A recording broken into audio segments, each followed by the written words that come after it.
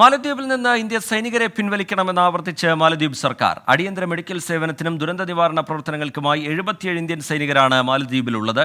China അനുകൂലിയായ president വന്നതിന് പിന്നാലെയാണ് സൈനികരെ പിൻവലിക്കണം എന്ന ആവശ്യം ശക്തമായത്.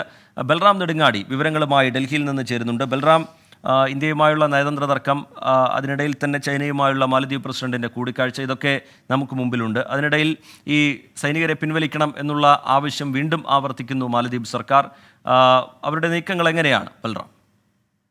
റിജിത്ത്, നിലവിൽ ഈ മാലദ്വീപിന്റെ പ്രസിഡന്റായ മുഹമ്മദ് മൊയ്സുവിന്റെ സർക്കാർ അധികാരത്തിൽ എത്തുന്നത് തന്നെ ഇന്ത്യ വിരുദ്ധ പ്രചരണം നടത്തിയാണ്. ഇന്ത്യയിൽ നിന്നുള്ള സൈനികരെ ഈ ദ്വീപ് രാഷ്ട്രത്തിൽ നിന്നും പിൻവലിപ്പിക്കും എന്ന് വ്യക്തമാക്കിക്കൊണ്ടായിരുന്നു പ്രചരണം. താൻ അധികാരത്തിലെത്തിയാൽ ഒരാഴ്ചക്കകം ഇന്ത്യൻ സൈനികരെ പിൻവലിപ്പിക്കുമെന്നായിരുന്നു പ്രഖ്യാപനം ഉണ്ടായിരുന്നത്. എന്നാൽ കഴിഞ്ഞ ആഴ്ച പ്രധാനമന്ത്രിയുടെ ലക്ഷദ്വീപ് സന്ദർശനവുമായി ബന്ധപ്പെട്ട് വിവാദ പരാമർശങ്ങളുമായി മാലദ്വീപിലെ മന്ത്രിമാർ രംഗത്തെത്തിയതോടുകൂടിയാണ് രണ്ട് രാജ്യങ്ങളും തമ്മിലുള്ള നയതന്ത്ര ബന്ധം സംഘർഷത്തിലേക്ക് എത്തിയത്. ചൈന സന്ദർശനം കഴിഞ്ഞ് മാലദ്വീപ് പ്രസിഡന്റ് മടങ്ങിയെത്തിയതിന് പിന്നാലെയാണ് ഇന്ത്യൻ സൈനികരോട് നാളേക്കകം രാഷ്ട്രം വിടാനുള്ള നിർദ്ദേശം മാലദ്വീപ് നൽകിയിരിക്കുന്നത്.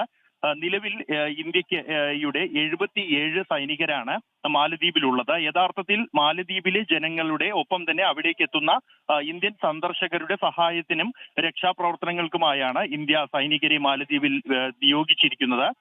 77 സൈനികരും ഒപ്പം തന്നെ 2 HAL ധ്രുവ് ഹെലികോപ്റ്ററുകളും ഒരു മാരിടൈം പെട്രോൾ എയർക്രാഫ്റ്റും ആണ് മാലദ്വീപിൽ ഇന്ത്യക്ക് ഉള്ളത്.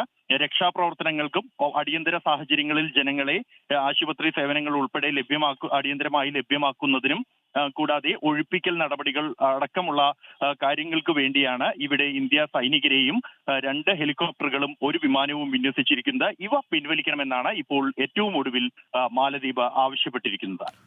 ശരി, ബൽറാം നെടുങ്ങാടി ഡൽഹിയിൽ നിന്ന് വിവരങ്ങൾ നൽകുകയായിരുന്നു.